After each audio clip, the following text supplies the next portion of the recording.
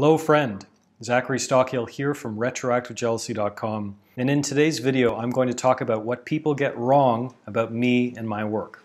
So as you may or may not know, I have been thinking about, writing about, putting out content on the topic of retroactive jealousy since 2013, and like anything else in life, the more you explore an issue, the more you get into it, the more you learn, obviously your perspectives may shift and change a bit over time.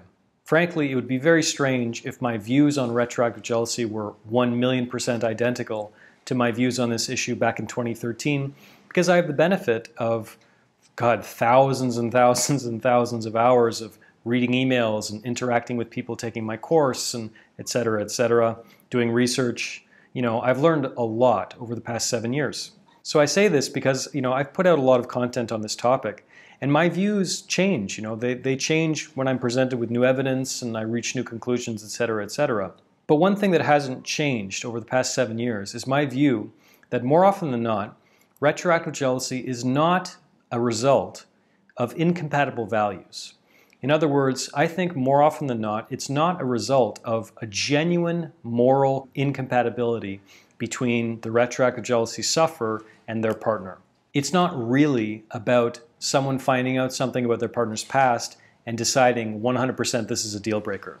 And I make this judgment, or I base my assessment of this particular question on thousands of emails from retroactive jealousy sufferers from around the world who write to me telling me that they know that their partner's past isn't really a deal breaker. Now, when they're in the throes of retroactive jealousy, maybe they'll have moments of thinking that it is. But for the most part, they know that their partner, there's nothing crazy or extraordinary or entirely out of the ordinary in their partner's past that they really need to be concerned about. Most of the time, for these people, it's simply irrational retroactive jealousy, often retroactive jealousy OCD. And as I'm sure you know by now, that's my primary interest. That's what I'm interested in. That's what most of my work is centered around. And for the people who are unsure about whether or not their partner's past is a deal breaker, I try to provide tools, I try to provide my own insight, I try to provide strategies, perspectives, practices that will help them get a handle on their brain, help them get a handle on their problem, and then they can make that assessment with a clear head as to whether or not their partner's past is truly a deal breaker. And you might be surprised. I get emails from people telling me in graphic detail everything about their partner's past and basically asking me to make that assessment for them. And I can't do that because my values are not the letter writer's values, I can tell you maybe what I would do in this situation if I was dating someone who had a past like your partner, but I can't make that call for you, obviously. That said, I've been doing coaching calls with retroactive jealousy sufferers since 2013, and I feel like, to a large extent, people pay me to be honest with them. And I am very honest in these calls. Sometimes people tell me about their partner's past. They tell me about their own past and their own goals, their own values. And they ask me what I think, and I am honest with them.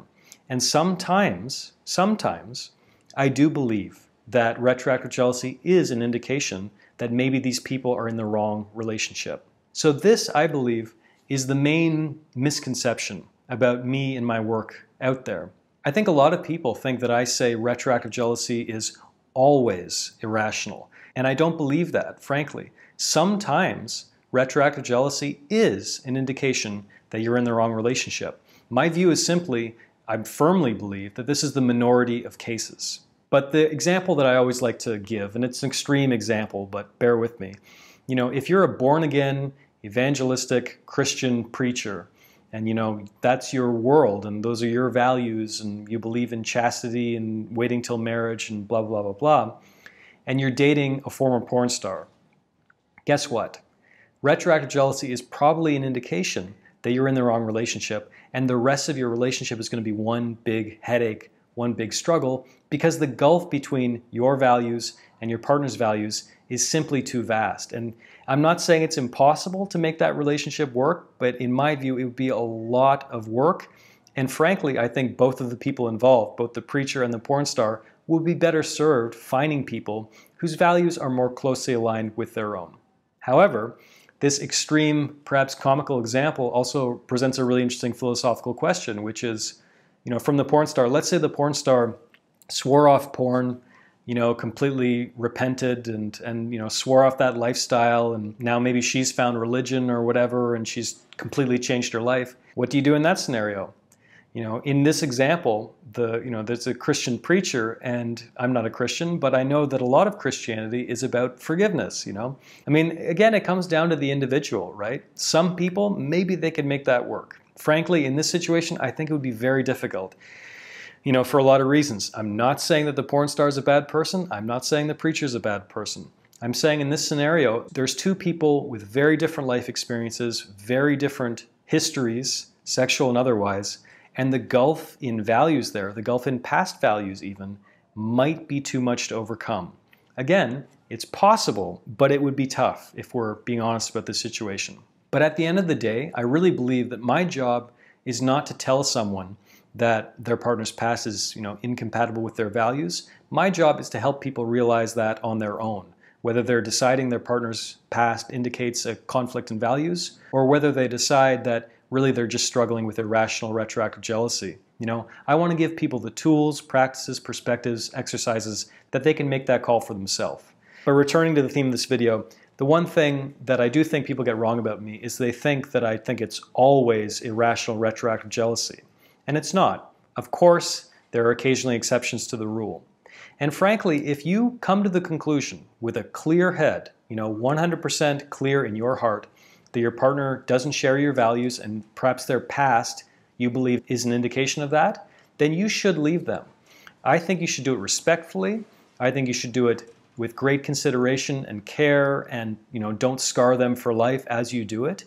But I don't have any issue, of course, with people making that decision for themselves. But I do think people should make that decision for themselves, not basing their decision based on what I think or what some random YouTube commenter thinks or what some random men's rights activist forum thinks. I think people should make that decision for themselves.